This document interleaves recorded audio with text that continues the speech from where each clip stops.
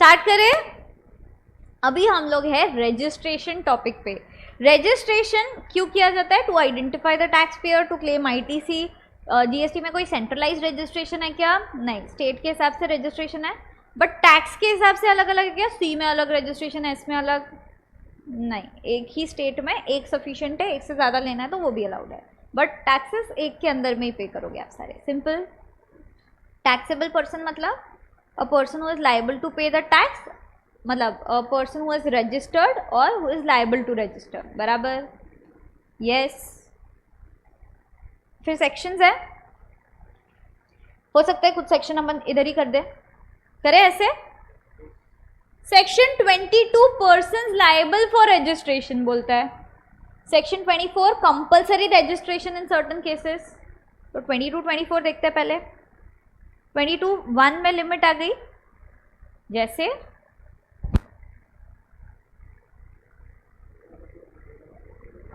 10 lakh for goods as well as services. कौन सी states में? Manipur, Mizoram, Nagaland, Tripura. 20 lakh for goods as services Arunachal Pradesh, Meghalaya, Sikkim, Uttarakhand, Puducherry, Telangana. बराबर? और 40 lakh for exclusive goods and 20 lakh for goods and services या सिर्फ सर्विसेज। बराबर? For all the other states. बराबर? इसमें एक रिलीफ दिया गया, अगर आप इंटरेस्ट और डिस्काउंट से इनकम कमा रहे हो, मतलब लोन्स और डिपॉजिट्स वाला काम कर रहे हो, एडवांसेस वाला, तो आप सर्विस दे रहे हो वैसे तो, और बाकी गुड्स है, तो हमको बेचारों को 20 लाख का लिमिट लग जाएगा ये सर्विसेज की वजह से। तो डिपार्टमेंट ने बोला अगर इंटरेस्ट और डिस्काउंट दे रहे हो आप, तो भी आप ऐसा मानो कि आप एक्सक्लूसिव गुड्स में, और आपको लिमिट कितना लगेगा? 40 लाख। 40 लाख करें। Exclusive goods even if exempt supply by way of interest और डिस्काउंट। सिंपल। इसके अलावा रिलीफ एक जगह से हटाया गया, जो है सप्लाई ऑफ आइसक्रीम, पान मसाला, टोबैको एक्सेट्रा, जो नोटिफाइड वाले थे। उन केसेस में अगर गुड्स भी दे रहे हो तो 40 लाख का लिमिट नहीं है, 20 लाख का है। इधर वर्ड सप्लाई यूज हुआ है, मैन्युफैक्चरिंग सिर्फ कॉम्पोजिशन में बोल रहे हैं, ठीक है। अगर आप इनका सप्लाई भी करते हो आपको 20 लाख का लिमिट लगेगा, भले आप अदर स्टेट्स में क्यों ना हो। सिंपल, समझ गए। सब सेक्शन 2 बोलता है एग्जिस्टिंग लॉ में रजिस्टर्ड थे आप, जीएसटी में जा रहे हो तो रजिस्ट्रेशन करना पड़ेगा। ट्रांसफर, बिजनेस ट्रांसफर कर दिया, ट्रांसफर ही नया बिजनेस करना पड़ेगा रजिस्टर। अमलगमेशन, मर्जर, डीमर्जर वगैरह कोई ऑर्डर दिया कोर्ट वगैरह ने, रिजल्टिंग कंपनी को रजिस्ट्रेशन करना पड़ेगा। सिंपल। फिर section 24 interstate taxable supply of goods, mandatory registration. Services है तो मैंडेटरी नहीं, लिमिट्स पे चले जाएंगे। अच्छा, goods other than notified handicraft goods. बराबर? बट ईवेबल में याद है क्या? Interstate supply of goods, notified handicraft goods अगर है तो e way bill mandatory without any limit. Yes. Second है CTP making taxable supply other than notified handicraft goods. बराबर? NRTP making taxable supply. RCM का इनवर्ड सप्लाई जिसमें आरसीएम में taxes पे करना है, mandatory registration. Yes. TDS deductor, TCS collector, mandatory registration. Eco under section 95, eco वाले को करना पड़ेगा। 95 में 5 सर्विसेज आती है जिसमें ईसीओ पेज द टैक्स ना। चलो next. Person making taxable supply on behalf of another taxable person, agent जैसे। Taxable supply on behalf of taxable person तो ही मैंडेटरी रजिस्ट्रेशन। समझ रहा है? यस। ध्यान से सुनो, एग्जाम में से चिल्लाने वाली आवाज आएगी आपकी कान में कि अरे हाँ ऐसा कुछ तो बोला था, ठीक है। आईएसडी, ओइडार, ऑनलाइन मनी गेमिंग आपको एप्लीकेबल एग्जाम के लिए नहीं है, गवर्नमेंट के पास पावर है। इसके अलावा एक और चीज देखा था हमने, न्यू अमेंडमेंट, मैंडेटरी रजिस्ट्रेशन अगर सप्लायर ईसीओ के थ्रू सप्लाई करते हैं लायबल टू टीसीएस। इसमें हम 95 का बात कर रहे हैं क्या? अगर हम टीसीएस में है तो नो, ईसीओ का बात कर रहे हैं क्या? यस, समझे? यस, टीसीएस वाला ईसीओ का बात कर रहे हैं, जिसके थ्रू जो भी सप्लायर सप्लाई करेंगे वो सप्लायर्स को मैंडेटरी रजिस्ट्रेशन होगा। बराबर? बट इसके 2 एक्सेप्शंस है। क्या? जो सप्लायर्स है उनमें अगर आप सर्विसेज दे रहे हो तो थ्रेशोल्ड लिमिट के अंदर चलेगा, और जो गुड्स है इंट्रास्टेट, क्योंकि इंटरस्टेट तो वैसे भी मैंडेटरी रजिस्ट्रेशन है, तो सिर्फ इंट्रास्टेट अगर है तो थ्रेशोल्ड लिमिट चेक कर सकते हो। बराबर? बेसिकली सबको थ्रेशोल्ड लिमिट ही है। ईसीओ के थ्रू अगर आप करते हो, थ्रेशोल्ड क्रॉस कर दो तो मैंडेटरी इंट्रा गुड्स का चलेगा, इंटर गुड्स का मैंडेटरी, बराबर। इन शॉर्ट, अगर inter state supply of goods कर रहे हो from eco TCS other than 95 तो मैंडेटरी रजिस्ट्रेशन, बराबर। बट इसका मतलब ये नहीं कि आप हर स्टेट में रजिस्टर करके हर स्टेट में इंट्रा स्टेट बताओ। इन्होंने एक और ये लगा दिया कंडीशन, जहाँ पे बोला ये एक्सेप्शन खाली एक ही स्टेट में मिलेगा तुमको अगर ऐसा करते हो तो। मतलब कि एक स्टेट में आप रजिस्टर करके टीसीएस के ईसीओ के थ्रू सप्लाई कर रहे हो और आप इंट्रा स्टेट कर रहे हो तो ही ये एक्सेप्शन मिलेगा। अगर आप दूसरी स्टेट में भी ये बेनिफिट लेना चाहते हो तो वो नहीं ले सकते, एट अ टाइम एक ही स्टेट में मिलेगा। ठीक है, सिंपल। आगे बढ़े, पक्का। आपने अभी देखा 22, 24, 23 देखे। जो भी एक्सेप्शनल पार्ट था 23 में है क्या, जिसके दो सेक्टर्स है ए और बी, दो सेक्शंस है ए और बी।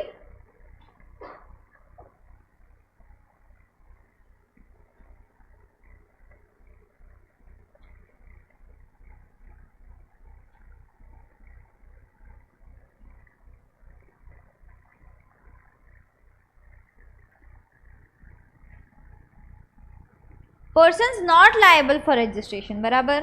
अरे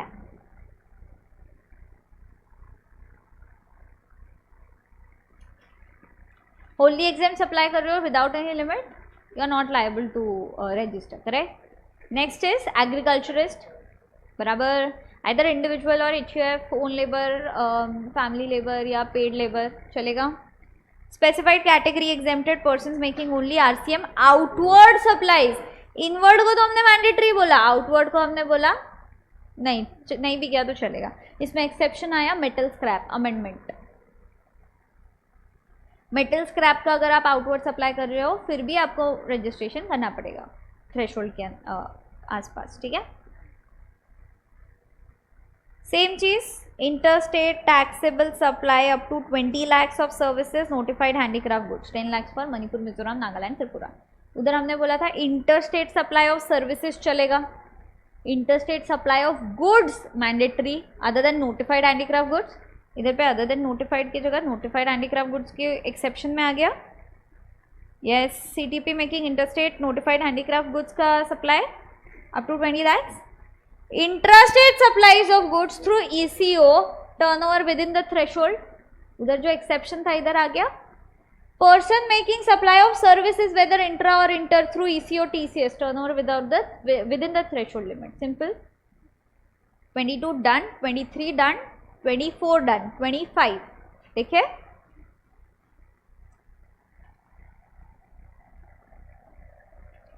आप लायबल होते हो रजिस्ट्रेशन के लिए तो कितने दिन के अंदर करते हो, 30 days, उधर पे ही देख लिया था। सीटीपी एनआरटीपी अगर लायबल है तो कितने दिन में करेंगे, 5 दिन के अंदर। सीटीपी एनआरटीपी, सीटीपी बता दो पहले क्या होता है, कैजुअल टैक्सेबल पर्सन, जो थोड़े टाइम के लिए दूसरी जगह पे जा रहा है, 90 + 90 days के लिए रजिस्ट्रेशन ले सकता है। एडवांस डिपॉजिट ऑफ टैक्स करना पड़ेगा रजिस्ट्रेशन के टाइम, और बिजनेस कमेंस होने के 5 दिन पहले एटलीस्ट उसको अप्लाई करना पड़ेगा, बराबर। सेम अप्लाइज टू एनआरटीपी, बाहर से आया है, इधर टैक्सेबल सप्लाई थोड़ी टाइम के लिए कर रहा है, 90 + 90 days maximum, correct. Advance deposit of tax 5 days prior, registration is mandatory, समझे। अगर आप पानी में सप्लाई कर रहे हो कहाँ पे रजिस्टर करोगे, नियरेस्ट बेस लाइन पे जो भी स्टेट आ रहा है उधर पे। अरे ठीक है, छोड़ो। जो आप अगर एक स्टेट में टर्नओवर लिमिट क्रॉस कर रहे हो तो दूसरी जगह पे भी आप रजिस्ट्रेशन करोगे। एग्रीगेट टर्नओवर पूरे कंट्री का एक साथ देखोगे क्या, एग्रीगेट टर्नओवर हमने बोला डेफिनेशन स्टार्ट में कॉम्पोजिशन के टाइम, टैक्सेबल, एग्जेम्प्ट, एक्सपोर्ट और इंटरस्टेट डिस्टिंक्ट पर्सन्स हुए ये सब तो भी चलेगा, बराबर। एक्सक्लूड्स जीएसटी टैक्सेस, सेसेस और इनवर्ड सप्लाईज जिसपे आरसीएम पे कर रहे हो। इंटरेस्ट डिस्काउंट एग्जेम्प्ट का पार्ट हुआ, टर्नओवर में तो ऐड होएगा रेगुलर में, सिर्फ कॉम्पोजिशन में हमने हटाया था, बराबर। समझ रहा है क्या, पक्का। पक्का? क्या समझा निखिल?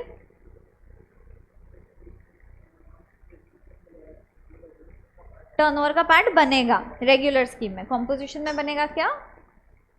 नहीं, कॉम्पोजिशन में हम 3 चीज़ों को एक्सक्लूड करेंगे, जीएसटी, टैक्सेस, सेसेस, आरसीएम का inward supply, interest and discount, और इधर पे रेगुलर में हम सिर्फ 2 ही चीज़ों को एक्सक्लूड करेंगे, बराबर।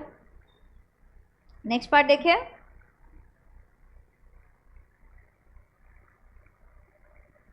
अच्छा आप जब टर्नओवर लिमिट देखोगे तो अगर एक मणिपुर में है, दूसरा महाराष्ट्र में है, तो टर्नओवर, एग्रीगेट टर्नओवर देख रहे हो आप, कौन सा लिमिट लगेगा? मणिपुर वाला, लोअर स्टेट वाला। बट अगर मणिपुर में आप नॉन टैक्सेबल सप्लाई कर रहे हो तो फिर महाराष्ट्र का, फिर हम ज़बरदस्ती उसको मणिपुर का नहीं लोअर लिमिट लगाएंगे, समझे? नेक्स्ट, वैसे तो एक रजिस्ट्रेशन एक स्टेट में करना है सफिशिएंट, बट और करना चाहो तो कर सकते हो क्या? यस, चलेगा। वॉलंटरी रजिस्ट्रेशन अलाउड है? Yes. Person registered under same pan को हम डिस्टिंक्ट पर्सन्स बोलते हैं, उनके एस्टैब्लिशमेंट्स को एस्टैब्लिशमेंट्स ऑफ डिस्टिंक्ट पर्सन्स बोलते हैं, करेक्ट। इसका अगला हमने देखा, since GST number is PAN based, तो है भाई बंद करो ना, ठीक है। Since GST number is PAN based, तो every person applying for registration shall have PAN number, बराबर है। टीडीएस टीसीएस वाले हैं तो उनको टैन नंबर होता है। अच्छा, पैन किसी एक को एक्सेप्शन दिया कि तुम पैन नहीं भी दो तो चलेगा, कौन है ऐसा? एनआरटीपी। वो पैन की जगह क्या देगा? पासपोर्ट एप्लीकेशन जो साइंड और वेरीफाइड रहेगा, कोई एक इंडियन ऑथराइज सिग्नेटरी से, बराबर। टिन और अदर आइडेंटिफिकेशन का नंबर, अगर वो गवर्नमेंट के बिजनेस एंटिटी में कुछ आता है तो, ठीक है, सही है। अरे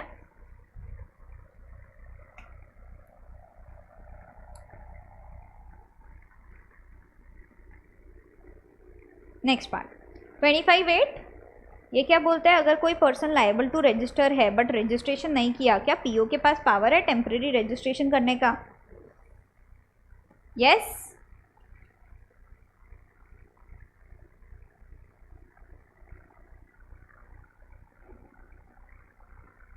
पीओ ने टेम्परेरी रजिस्ट्रेशन समझो कर दिया, एक लास्ट बार ट्राई करेंगे, नहीं तो अपन ऐसे ही बोलेंगे।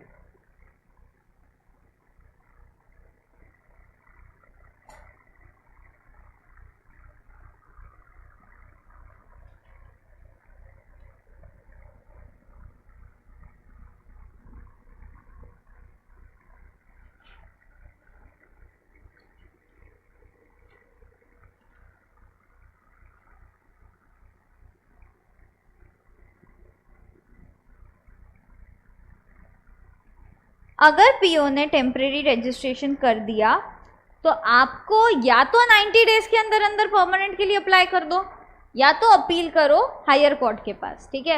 एपेलेट अथॉरिटी या तो बोल सकता है अरे पीओ तुमने बेवकूफ़ी किया है, ये टेम्परेरी रजिस्ट्रेशन देना ही नहीं चाहिए था, बराबर, रिजेक्ट कर दिया तो बढ़िया, हमारे लिए करने का ज़रूरत है क्या? नहीं। बट पीओ ने, एपेलेट अथॉरिटी ने पीओ का डिसीजन अपहोल्ड करा, मतलब माना, ठीक है, तब आप क्या करोगे? विद इन 30 डेज अप्लाई कर लो, बराबर। 9, 10, 11, 12 nothing notwithstanding anything contained under 25(1) which talks about registration. UIN is centralized registration कुछ लोगों के लिए, बट इसमें आप अगर हो तो सिर्फ यही लोग जा सकते हैं। Specialised agency of UN, multilateral financial institution and organization notified under UN, consulate, embassy of foreign countries, any other person notified, बराबर। इनको रिफंड लेना होता है, इसके लिए ये नंबर दिया जाता है, बराबर, ठीक है। अब आपके पास ये नंबर है, मतलब आप रजिस्टर्ड टैक्सेबल पर्सन हो क्या? नो। बट रिटर्न्स में हम देखेंगे इसको B2B में डालते हैं, ठीक है। 3 दिन के पहले आपको रजिस्ट्रेशन करना पड़ेगा, मतलब 3 दिन में आपको रजिस्ट्रेशन मिल जाएगा इसका, सिंपल। आगे बढ़े, procedure for registration. First part, state plus pan आपको देना है, yes. Mobile number, email ID पे ओटीपी आएगा, वेरीफाई करवाना है। टीआरएन मिलेगा, टेम्परेरी रेफरेंस नंबर, इसमें आप बाकी डिटेल्स फर्निश करोगे, एड्रेस, ज्यूरिसडिक्शनल ऑफिसर, कौन सा ज्यूरिसडिक्शन आता है, बाकी सारी डिटेल्स, यस। फिर ये इन्फॉर्मेशन भरने के बाद जो रेगुलर वाला है उसको एक्नॉलेजमेंट रेफरेंस नंबर मिलेगा, और जो CTP है उसको ये इन्फॉर्मेशन के साथ साथ एडवांस डिपॉजिट करना पड़ेगा, फिर उसको मिलेगा ARN। बराबर, ये आप भरोगे और किसको दोगे? प्रॉपर ऑफिसर के पास जाएगा। गुड मॉर्निंग, यौन कर लो पर ये पढ़ लो एक बार साथ में, ठीक है। PO क्या करेगा? अगर सब कुछ डॉक्यूमेंट्स इन ऑर्डर है, यस तो यस वाले साइड में आएगा, देखिएगा आधार ऑथेंटिकेशन भी बराबर से हो गया, उसको कुछ प्रॉब्लम नहीं लग रहा है, with in 7 days registration will be granted without site verification. बराबर, बट PO को लगता है अरे अरे आधार ऑथेंटिकेशन इसने करवाया ही नहीं है, साइट वेरिफिकेशन के लिए मार्क हो जाएगा, या आधार तो करवाया है बट लगता है कि ये तो आदमी कोई गड़बड़ वाला है, साइट वेरिफिकेशन करना चाहिए, या तो ऐसा लगता है डेटा एनालिसिस से या रिस्क पैरामीटर्स से विजय माल्या का नाम आ रहा है, साइट वेरिफिकेशन कर ही लेते हैं, ठीक है। तो उन केसेस में with in 30 days of application after site verification आपको रजिस्ट्रेशन सर्टिफिकेट मिलेगा। बराबर, अगर आपके डॉक्यूमेंट्स इन ऑर्डर नहीं है तो PO जो है नोटिस देगा आपको कि भाई डिटेल्स सही से भरो, मॉडिफाई करो, करेक्ट करो, या तो हमको एडिशनल डिटेल्स प्रोवाइड करो। बराबर, बट इसमें pan, state, mobile number, email ID का डिटेल्स हम उनको चेंज करने नहीं बोल सकते, पैन बेस्ड ही होता है, पैन थोड़ी ना चेंज करने बोलेंगे। स्टेट उसके बेसिस पे तो आपको TRN मिला था, ईमेल आईडी OTP से वेरीफाई हो चुका है, मोबाइल नंबर हो चुका है, तो हम उसको चेंज करने नहीं बोल सकते, सिंपल, ठीक है। अगर ये 3 केसेस है तो 30 days ऑफ सबमिशन ये सब मिलेगा हमको, और अगर कोई और केसेस है 7 days के अंदर अंदर। बराबर, if the applicant has furnished the clarification with in 7 days, हमको नोटिस मिला विद इन 30 days और 7 days, हमारे एप्लीकेशन में कुछ गड़बड़ था, इन ऑर्डर नहीं था, ठीक है, और ये 3 केसेस के वजह से था, तो विद इन 30 days हमको वो SCN इशू करेगा, और कोई केसेस थे तो with in 7 days SCN issue करेगा। जिस दिन SCN आया उसके 7 दिन के अंदर अंदर हमको रिप्लाई करना है, सेटिस्फैक्ट्री है तो अगले 7 दिन में रजिस्ट्रेशन, नहीं है तो रिजेक्ट, सिंपल, ठीक है। आगे बढ़े,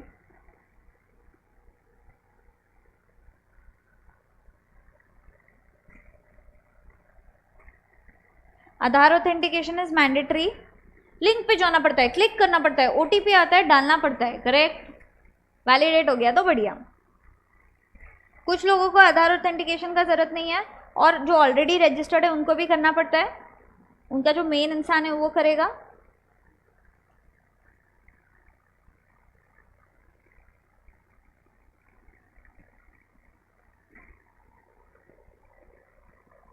अगर ऑलरेडी रजिस्टर्ड पर्सन है जिसके पास आधार नंबर नहीं है, वो क्या करेगा? उसका एनरोलमेंट ID स्लिप देगा कि मैंने आधार के लिए ऑप्ट कर लिया है, वो जो एक चिट्ठी आता है ना बन के एक्नॉलेजमेंट स्लिप जैसे, वो वाला देगा, एनरोलमेंट ID उससे मिलेगा।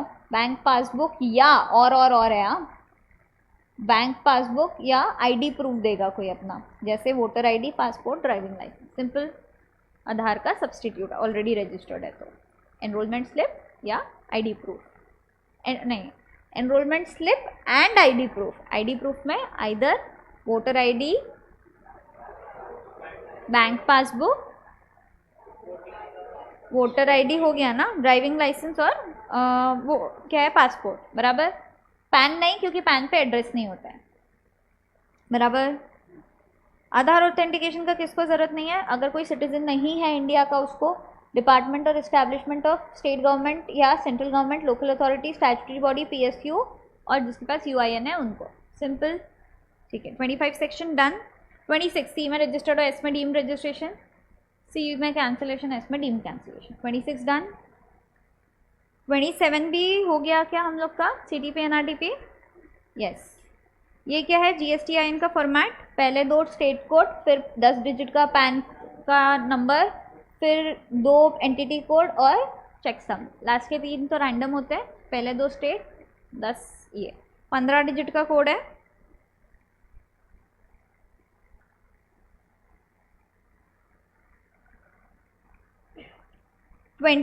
Section amendment of registration, 4 fields, non core fields. Core में खाली 3 आता है, legal name of business, additional place of business और प्रिंसिपल प्लेस ऑफ बिजनेस का जगह बदल रहे हो आप, एड्रेस, यस।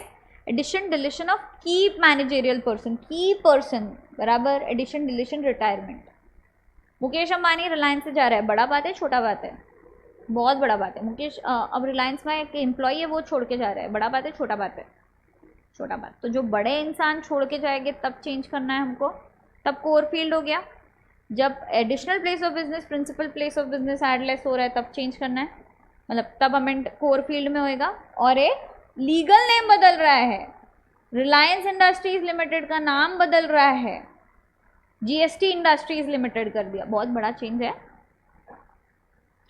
तो कोर फील्ड में चेंज है, 15 दिन के अंदर अंदर पीओ को बोलो डॉक्यूमेंट सबमिट करो, पीओ सेटिस्फाइड है, अमेंडमेंट डन। नहीं तो वो एससीएन देगा अगले 15 दिन में, 7 दिन में रेक्टिफाई करो और सेटिस्फाई हुआ तो ठीक, simple. Yes, non core field simple OTP से वेरीफाई हो जाएगा। कुछ आइटम्स ऐड कर सकते हो, मोबाइल नंबर ईमेल आईडी कुछ चेंज करना है रजिस्ट्रेशन के बाद में तो कर सकते हो। हाँ यस, नेक्स्ट पार्ट देखिए। नेक्स्ट पार्ट क्या है? Cancellation of registration. Cancellation of registration में क्या बोल रहे हैं हम? रजिस्टर्ड पर्सन और पीओ दोनों में से कोई भी कैंसिल कर सकता है कुछ केसेस में, और कुछ केसेस में सिर्फ पीओ कैंसिल कर सकता है। करेक्ट। तो पहले हम ये 3 केसेस देखते हैं। बिजनेस डिसकंटिन्यू हो रहा है, ट्रांसफर कर रहे हो, fully voluntary cancellation, change in constitution of business. तो कौन कैंसिल कर सकता है? पीओ और रजिस्ट्रेशन रजिस्टर्ड पर्सन। सिंपल है, बिजनेस कर ही नहीं रहे हो, कैंसिल कर सकते हो क्या? यस। या बिजनेस बेच दिया, हमने बोला उधर बेचा तो न्यू रिजल्टिंग कंपनी को रजिस्ट्रेशन करना पड़ेगा, बट ओल्ड वाला तो कैंसिल करेगा। यस, वॉलंटरी कैंसिलेशन, आपने रजिस्ट्रेशन ले रखा था बट कोई बिजनेस कमेंस नहीं करा, या टर्नओवर से कम हो गया आपका थ्रेशोल्ड से, तो भी आप कैंसिल कर सकते हो। Yes. Change in constitution of business, partnership form था, कंपनी बन गया, पैन बदलेगा, सब कुछ होएगा, ओल्ड रजिस्ट्रेशन आपको कैंसिल करना पड़ेगा। कोर फील्ड में आप स्टेट बदल रहे हो, एडिशनल प्लेस ऑफ बिजनेस, चलेगा क्या? कोर फील्ड में रजिस्ट्रेशन ही कैंसिल होएगा, स्टेट बदल रहा है, स्टेट बेस्ड है, जीएसटी नंबर, पैन नंबर बदल रहा है, कॉन्स्टिट्यूशन बदल रहा है, कोर फील्ड में चेंज है, कैंसिलेशन करना पड़ेगा, कैंसिलेशन। कुछ केसेस में पीओ में कैंसिल, अगर आप कॉन्ट्रवीन करते हो कोई प्रोविजन, वॉलंटरी रजिस्ट्रेशन लेके 6 महीने में बिजनेस चालू नहीं किया, fraud, wilful misstatement, suppression of facts है तो बराबर, और return not file for continuous period of 6 months. Monthly के केस में 6 मंथ्स मतलब 2 क्वार्टर्स है क्या? तो क्वार्टरली के केस में 2 क्वार्टर्स, कॉम्पोजिशन में 3 months from the due date of return बराबर, रिटर्न का ड्यू डेट है 30 जून, कॉम्पोजिशन का अमेंडमेंट। यस, ठीक है। ये वॉयलेशन है, बिजनेस कंडक्ट नहीं कर रहा है, इनवॉइस इशू करके सप्लाई नहीं कर रहा है, प्रॉफिट कमा रहा है टैक्स बोल के, अभी टैक्स रेट कम हुआ है बराबर, कुछ सुना रहेगा न्यूज़ में। यस, हमने बोला कस्टमर को किधर पता चल रहा है, मस्त हमने 40% लगाया टैक्स और खुद के पास रख लिया, और गवर्नमेंट को बुला रहे 5% है आइटम पे तो, और 5% के हिसाब से दिया। आप प्रॉफिट कमा रहे हो, वॉयलेट कर रहे हो, एंटी प्रॉफिटियरिंग की प्रोविजंस आपको लग जाएगी। बैंक डिटेल्स आपने सबमिट नहीं की, बैंक डिटेल्स 10 AM है, कब तक सबमिट करनी है आपको? GSTR 1 और 30 days from the date of registration whichever earlier. ITC 16 के हिसाब से नहीं है, 86 भी कंप्लाई नहीं किया है, 1 3B से ज़्यादा है, वॉयलेट कर रहे हो, कोई और प्रोविजो, रेवोकेशन ऑफ कैंसिलेशन और वो वाला प्रोविजो है ये, ठीक है। Yes, opportunity of being heard देना पड़ेगा, UIN वाला खुद नहीं अप्लाई कर सकता है कैंसिलेशन के लिए, ठीक है। कैंसिल कर दिया मतलब लाइबिलिटी से बच गए, ऐसा है क्या? वो तो भरना ही पड़ेगा। अच्छा, रिवोकेशन कब पॉसिबल है? जब रजिस्ट्रेशन पर्सन खुद कैंसिल कर रहा है तब, या पीओ कर रहा है तब? सिर्फ जब पीओ कैंसिल कर रहा है ना तब आप रिवोक करने के लिए अप्लाई कर सकते हो, और वो भी कितने दिन के अंदर अंदर? 90 days plus 180 days, very good बराबर, amendment 90 days plus 180 days, PO को लगता है सही है तो 30 days के अंदर अंदर वो रिवोक कर देगा, बराबर है। यस, रजिस्ट्रेशन ख़त्म। बस एक बार देख लेना, रिवोकेशन करते हो टैक्सेस आपको पूरे पे करने पड़ेंगे, इंटरेस्ट पेनल्टी सबके साथ में। जब रिवोक हो जाएगा तब रिटर्न्स फाइल कर दो, जो ये पीरियड था उस दौरान जो भी आपने सप्लाई किया था ITC का डिटेल्स जो है वो, करेक्ट, सिंपल। यस।